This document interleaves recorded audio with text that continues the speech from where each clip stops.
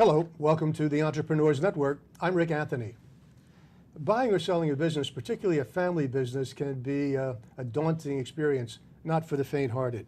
Establishing value, negotiating terms and conditions, having to put up with raw emotion can be nerve-wracking, and it requires knowledge, skill, and a thick skin. My guest today has been making his living at this for the past 25 years, helping clients buy and sell their businesses. David Bernstein is CEO of RLS Associates, a middle-market private investment banking firm specializing in mergers, acquisitions, divestitures, and strategic management consulting services to companies with sales of $1 million up to $100 million. David, welcome to the Entrepreneurs Network. Thanks, Rick. Appreciate it. In the interest of full disclosure, David and I have known one another for a long time. I consider him a good friend, and he's been very supportive of what we've been trying to do with the Entrepreneurs Network over the years. And so I was particularly pleased that you were available, because I know how difficult it is to catch up with you. Well, thank you. I appreciate it. Let's start in the beginning. Please explain what a private investment banking firm is and the services that you provide. Sure, thank you. Basically what we do is we help owners of privately held companies either buy a business, sell a business, or raise capital, generally institutional capital, not from individuals. Mm-hmm. Not angel. Not really angel money. Right. It's never been our forte. Mm-hmm. Unfortunately, there's some people who do that very well. Mm-hmm. But for us, we really need an established business model that we can explain and understand ourselves, mm-hmm. as opposed to a constantly evolving one, which you see in a lot of the early stage companies. Mm-hmm. Where does the investment come from? You? Or do you have a network Yes, of high net worth individuals? Right. Well, I certainly wish more of it could come from me, and I'm working on that. The reality is we have everything from private equity funds, mm-hmm. which are, have raised large pools of capital, down to even some small ones, mm-hmm. To family offices that pool their money and invest a portion of that directly mm-hmm. in closely held companies, to individual entrepreneurs, sometimes groups or teams of entrepreneurs, mm-hmm. corporate buyers, various kinds as well. So it is a very diverse mix. We almost never know where the money's going to come from. But another phrase that describes what you do, at least some of what you do, is you're a business broker. Yeah, we hate that phrase. I know you do, that's why. Yeah, so it's true. But don't some people refer to you as and others like you? They absolutely do. So yes. as we try and explain to our clients, there's a big difference between the mentality and psychology yes. of a broker and a consultant. And yes. you've spent your career as a consultant. Absolutely, yes. So you understand. We view ourselves as advisors, trusted professional mm-hmm. advisors. Even though our compensation schedule yes. may mirror some of the broker model, our real sort of corporate credo is consult and do what's right. Yes. Try and help. And hopefully we get paid along the way to do that. I know exactly what you mean, and because I did live it as a consultant, big company, brokerage on one side, consultancy on the other, fee-for-service consultancy. And the brokers were always giving away our services because right. all they wanted was their 15% commission Correct. on an insurance product. And if we went into what they considered their property, mm-hmm. their territory, I should say, even though they may not have had any relationship with the prospect or the client, they wanted their 15%. That right. was the broker's mentality. So yeah. I understand what you're saying. It's hard to coexist. Yes. Are there other organizations, other types of businesses who provide some of the services you provide? There are. I mean, like private equity firms and other what's the name? I can't think of the phrase. Venture capital firms. Well, there certainly are.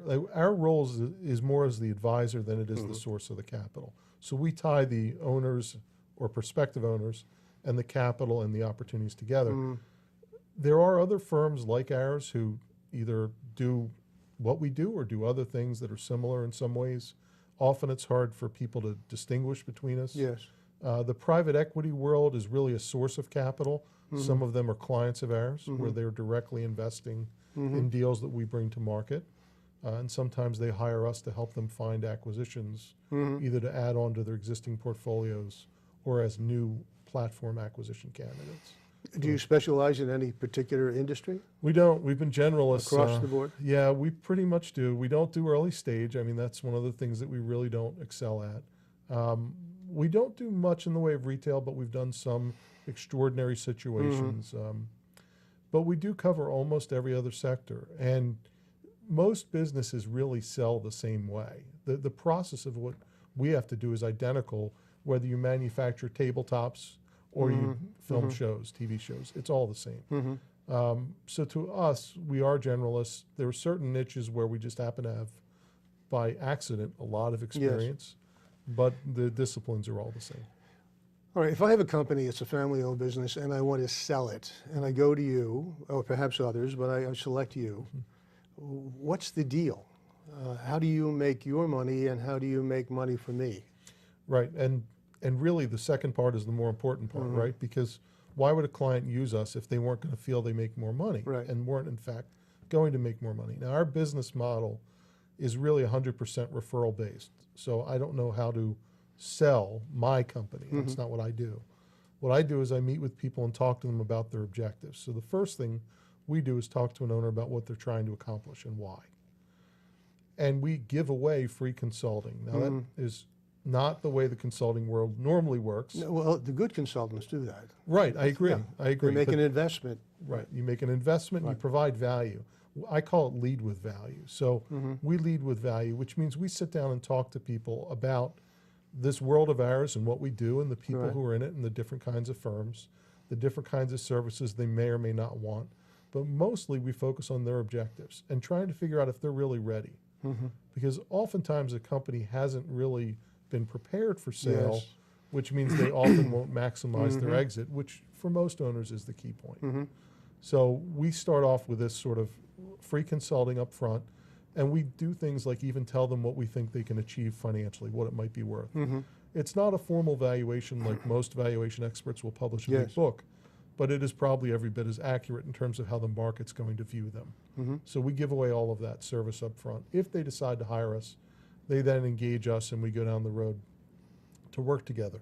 The way we create the real value and help make sure we maximize value is A, we present the business in the most favorable form it can be, provided, however, full disclosure is maintained. It's the one thing we won't compromise on.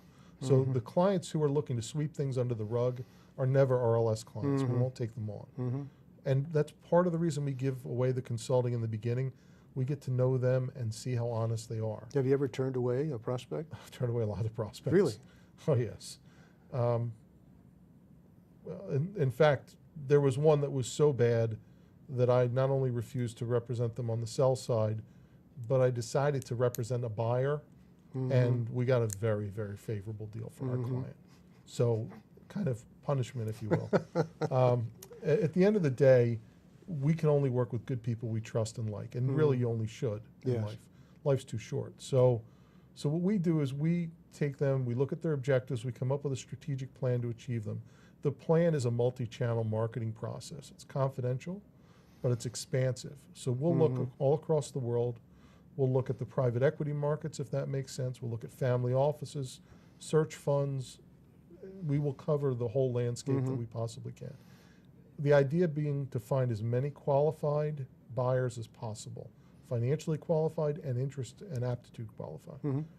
That starts off with a big universe that we then Yes. funnel down to a handful of candidates, and we create a quiet auction, basically. Now, we do that while maintaining confidentiality. That's a trick, but it's an important factor in what we do. Some other firms, they only go out to a very small universe of candidates, assuming they know who's going to pay the most. And not to criticize them, but I'm not sure how they have that knowledge. You know, we can identify those same companies, but we've proven in the past many times that the best deal is not always from the one you know. Yeah. It could be from Yes. someone you've never met. How much of your businesses sell rather than buy? It fluctuates a little bit up and down, but sell is normally anywhere from 60 to 70% of our active assignments. And how's business been the last 5 years? Business is booming. Really? Yeah. Even through the worst? Well, The worst economy. yeah, that is. so our business is a little bit different because we have such a strong mix of targeted buy-side search.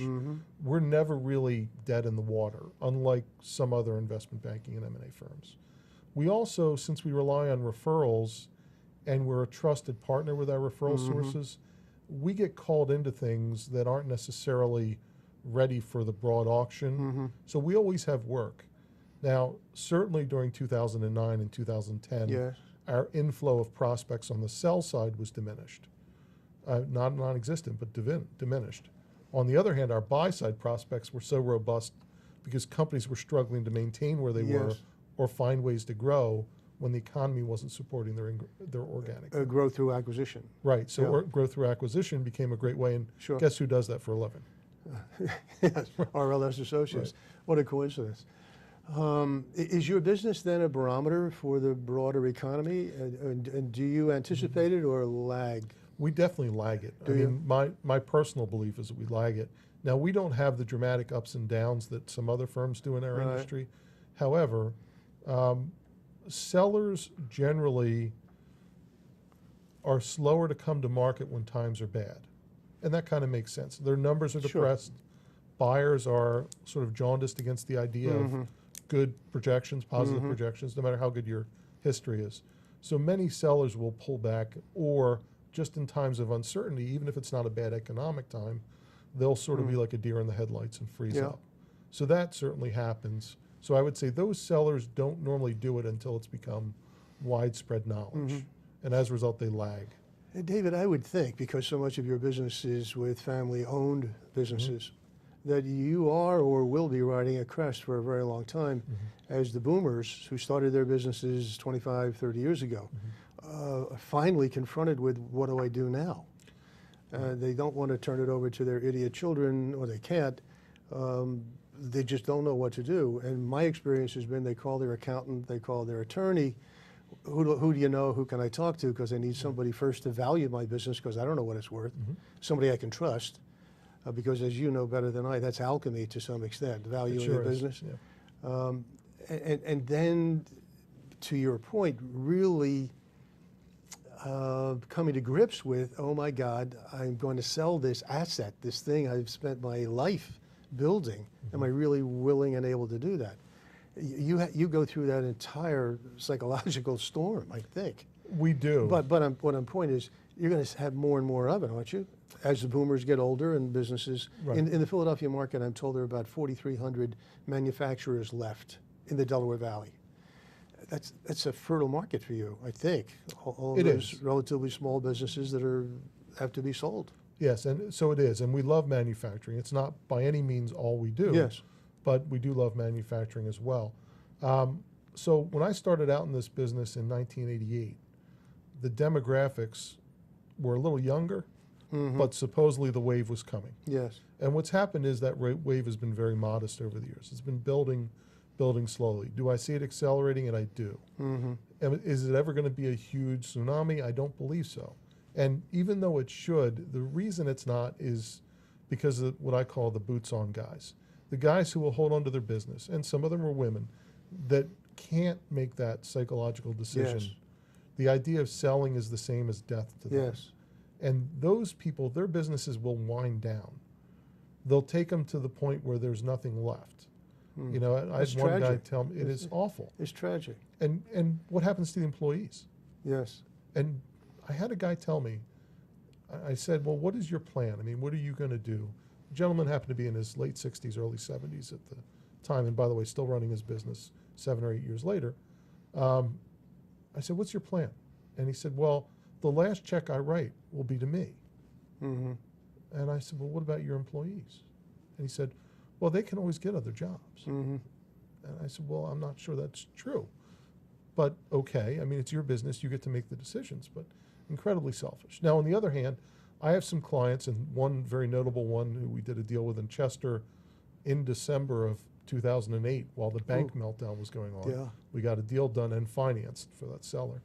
But he was the exact opposite, a gentleman named Drew Schmidt. He was very forward-looking, cared about his people, cared about the family legacy, knew he didn't have succession, and wanted to do it before he was at the point where the business couldn't sustain itself, and more importantly, where he could stay a contributor to the business. And we were able to find the right group for him. He stayed on for many years in the sales role, which is what he always wanted, Yes. and got rid of the administrivia. And Happy. very happy. Now he gives some time to nonprofit works, in fact, and he's still a great friend of ours. So it was a beautiful deal and a good thing for his family legacy. Over the past 5 years, have there been certain sectors that have been more active than others, whether it's manufacturing, healthcare, the internet services? Sure. Go down the litany. Yeah, and it's a long litany, so I'll just mention a couple. In fact, manufacturing never stops being active. Despite what we hear about China, despite what we hear about outsourcing to foreign countries, and now, of course, onshoring. It's coming back. Onshoring is a big topic of what's going on. The reality is there's always a lot of deals to be done in manufacturing because there are economies of scale and size matters, and diversity of your processes matter, and the ability to do some investing in R&D for your clients is now becoming a big competitive factor for some of them, as well as quick turnaround time. So manufacturing is always busy of almost any sort. Now, commodity product manufacturing is and always will be challenged by low labor rate countries. So that will always be an issue here in the US. But in terms of highly engineered, custom fabricated, close tolerance pieces and machinery, that stuff there's a good chance of continuing, and there's always demand for that. Chemicals are included in that. Now, a lot of chemical manufacturing has moved offshore. Yes. But however, high specialty chemicals are still made here. You know, if you move over into the services side of things, certainly technology-enabled healthcare. So any medical software, whether it's something from practice management, electronic medical records, it could be claims adjusting, you know, it could be things sold to the insurers. Anything that touches the medical space is always very hot. And general software continues to be very vibrant. And to be honest, transportation and logistics, which you would think of as a very mundane industry, right? Because it's trucks. Who cares about trucks? Well, the reality is you got to get the product and you have to move it. Yes. And as a result, the logistics piece of trucking and the high value add specialty trucking has become very interesting. And there's a shortage of truckers, just like there's a shortage of welders. The average age of a welder in the US is in the upper 50s, I think. Why is there a shortage of truckers? I've noticed there seems to be a spate of radio commercials, particularly for truck drivers, recruiting truck drivers from about 3 or 4 big companies. Correct. And they're all offering more, bigger, better. But why is there a shortage? I would think in this labor market, people would be queuing up for those jobs. You would think so, but some of the people who'd be queuing up won't qualify. So there are substance testing issues. The lifestyle of a trucker, depending on what kind of trucking you're doing, may or may not fit the lifestyle of what the person wants for their family. People just aren't, it's not just trucking, it has to do with machining, it has to do with welding. A lot of these trades that can produce very good livings still today, and sometimes much higher than they ever did in the past, people just aren't going into them because they want to be at a desk with a computer or on the phone or whatever their thing is. So I think it's just a shortage of the influx of candidates. You know, after 25, you've been doing this for 25 plus years. You've got a law degree. Over that period of time, you must develop certain instincts, a sense, so that you can size up not only a business, but the owners of a business or buyers. What is it you look for? And what do your little voices tell you early on? Well, is that a fair question? Yeah, sure it is. Yeah, the business, there are some very objective things that you look at. But very often financial that can be misleading. Yeah, they can. The numbers can be misleading. Yeah, so it's kind of corny, but the reality is I use a Thanksgiving test.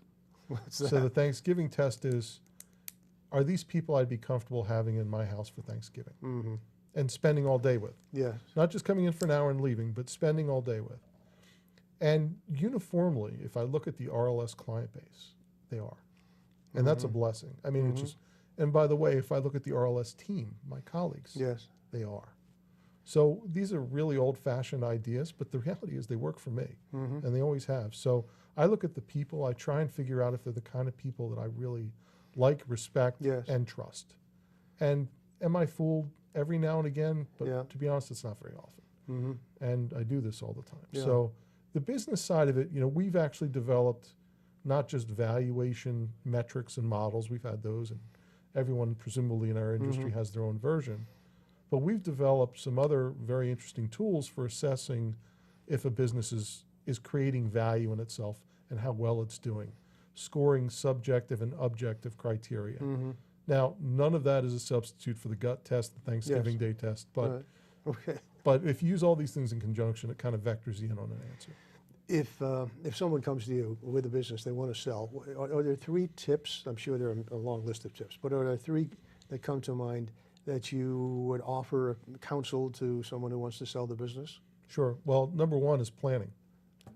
Hopefully they've done some planning before they've come to us, right? Because we can execute a transaction. The question is, have they planned in a way that we can optimize? Now, we can do a lot to optimize, but hopefully they've done their share, or at least some of their share. So planning is a big thing. And ideally, you should plan on selling the business the day you open it. You should build it to sell. Yeah. Now, that doesn't mean you compromise strategic decision making. I'm not talking about that. But keep a clean house. Keep things easy to figure out for the other side. Don't make it convoluted. Try and come up with standards and policies and procedures and be a little more corporate in the way you do things. It doesn't mean you have to be stuffy and formal. It does mean you have to be structured. But the most important thing, no matter what anyone says, is and I've stolen this acronym, so I'll give credit to the company that invented it, STP, Sustainable, Transferable Profitability. That's all that matters. Sustainable, Transferable, profitability. That acronym of STP, which is a motor oil, I believe, but in our world, that's what drives value. That's what drives how attractive a company is. That's what drives how much you can get for it. Now, you can manipulate things in the short term, and I've seen sellers try and do that. But buyers are savvy enough to figure it out. And by the way, we figure it out, and if that's the kind of seller they are, they're never going to be one of our clients anyway. What advice do you give to prospective buyers? Same advice? No. Well, buy sustainable, transferable Yes, profitability. of course. STP. Through you, of course, Yes. with your help. Yes, absolutely, Yes. through us. That'd be great. But also, paranoia is healthy, and trust your gut. You know, Paranoia is healthy? paranoia is healthy. Paranoia is healthy because Does that mean suspect everything and everybody? it does within a certain limit. So how you express your paranoia is important because if you're rude to sellers, you won't get the deal. We have a deal right now where, quite frankly, I call them the sentimental favorite. Our clients are leaving $1 million plus on the table that they could have gotten from another buyer we had. And it's all because this one buyer did everything what I consider to be the right way. Right? And quite just good, fundamentally trustworthy, good person, good business person, straightforward, and has done everything the right way. So the way you handle yourself and the way you manage your paranoia is okay. But don't be afraid to doubt because sometimes it's innocent. The sellers really aren't bad people out there trying to lie to you. Most business people who are liars can't stay in business because the market figures it out. Do the transactions you're involved in, David, have a tail, or once the deal is done, is that the extent of your relationship? It's really a setup for another question. On average, how many of the deals that are done, that is, businesses that are acquired, and the previous owner leaves the premises, fail because the transition didn't work? Right. The match wasn't. So you're made talking about in leave on day one or leave after leave transition? Leave on day one. Yeah, not hang around for 2 years, 3 years, 90 days, or whatever. Yeah, I don't know that we've had one where the owner. So we've had one where the equity owners left day one, but not the operating management team. All right. So and that makes a difference. Little obviously. difference. Yeah. So I can't point to a deal we've done that failed, like failed miserably, Yes. like what you're talking about. I'm sure there must have been one, or maybe more, but I can't honestly point You to know one. how difficult change is. Well, change is different, but difficult to do. But I mean, I don't know what other intermediaries do. Yeah. Because I've never been part of another company. Yeah. But we go well outside of the scope of what I think most of them do to Like- try and make sure. Well, we talk about change. Okay. And if we think that one side or the other is receptive, we can refer coaches in. And sometimes they let us, although it's a small percentage. Sometimes they already have one. And we found that's a huge value to us and to the companies, where they have a strategic coach to help them manage through the psychological stuff. You know, that is helpful. Otherwise, we have to do it, and I'm not as good at it as other people might Well, be. talk about that. In the instance of seller's remorse or buyer's remorse. So I mentioned to you outside that on the way up, I secured what I Yes. believe is a new client. The interesting thing about this is, Do I get a percentage? Well, it was because of the radio show. Yeah, It was because of the TV show, I think so. So the interesting thing is that he had been at market with another firm. We'd never met him before, and walked away. He had an offer on the table that he would take today, and he walked away. It was about 4 years ago, 3 or 4 years ago. The company's actually doing better financially now, but he would take that offer today. Walked away from it because he just wasn't ready. We almost never see that. I mean, our clients, I can think of only one in all the years I've been in business that had seller's remorse, and it was the father and the 3 sons wanted to sell, and all Yes. 4 were owners, and we were able to overcome that, by some discussion, and got them a few little perks in the deal, and all of a sudden we had a deal. But at the end of the day, it really doesn't happen. To hire us, to pay us, to invest the time in the process, it's really rare. But it can happen. I said at the top that your range is $1 million to $100 million. What's the sweet spot? For us, probably 2 to 20, 2 to 30 million of deal value. So that's a little different than revenues. From a revenue standpoint, probably 3 million to 60 million of revenue, somewhere in there. But quite frankly, we've looked at deals in the couple $100 million range, and it's no different to us than than a $2 or $3 million. Your market is the Delaware Valley or beyond? It's certainly beyond these days. For selling, would certainly be beyond. Both. Buying as well? Yeah. So we've done deals in Louisville, Kentucky. We've done deals in New England. We just signed up a buyer in China, and we will be doing their North American business development. So we'll be their M&A firm for the whole of North America. Not that I believe they have any other M&A firm for anywhere else, but that they want to come in, particularly into the U.S. Talk about that for a minute. So if you sign someone to sell their business, or for that matter, even to represent them as buyers, is that an exclusive relationship? So Do you generally, require that they not sign with anyone else? on the sell side, absolutely. Yes. On the buy side, no. And quite frankly, we've never really felt the need to on the buy side. And it's funny, buyers are reluctant to do it, but when they see the volume of deal flow we produce, they sort of turn off most of their other development opportunities because we can normally eclipse it. But we don't require them to be exclusive to us on the buy side, but on the sell side we do. In the whole process, it starts with readiness, this assessment as to whether on the sell side, ready to give it up or not. What's the most difficult aspect of the entire process, from readiness to sign them, to get them ready to present or for the auction, negotiating the deal, and then closing? The most difficult part is getting them to be realistic. Yeah. So many sellers, not all by any stretch of the imagination, but many have an overinflated idea, not just of what their business is worth, but what businesses are worth in general. And they have a concept that it's a risk-free deal, meaning, for example, that when they do a transaction, it's buyer beware. That's not the way M&A is done. It's not the reality. So there's a lot of education we have to do based on our client base. Now, the good news is they're lawyers and they're accountants, assuming they've hired the right kind of counsel. If they've got strategic coaches or CEO mentors, they're getting similar feedback from them too. Well, we talked about growth. Well, what are your plans for growth for RLS Associates? Do you have a plan? I do have a plan. Good. Yes. My plan is to take over the world. No, actually, quite frankly, I never really cared about size. We grow our business one talented individual at a time. And if I met 10, I would take 10. But there's a level of commitment we make to our people. What I really want for RLS is I want to in this region, defined as from southern New England down to the upper southeast. I would like us to have 3 or 4 epicenters of activity. So I'd like a really strong presence in what I can call the Rust Belt, which is Lancaster, York, Harrisburg, up through ABE, Allentown, Bethlehem, and Easton. We already have one north of Philadelphia. We have one in Delaware. And we need to build our New Jersey presence. And we have 3 colleagues in New Jersey, so that's a good start. But I would say that's slow really the but future. steady. It is. Well, thank you very much. I've Thank you, enjoyed Rick. Really enjoyed it. Thanks. I have my guest today has been David Bernstein, CEO of RLS Associates. The website is www.rlsassociates.com. That's easy.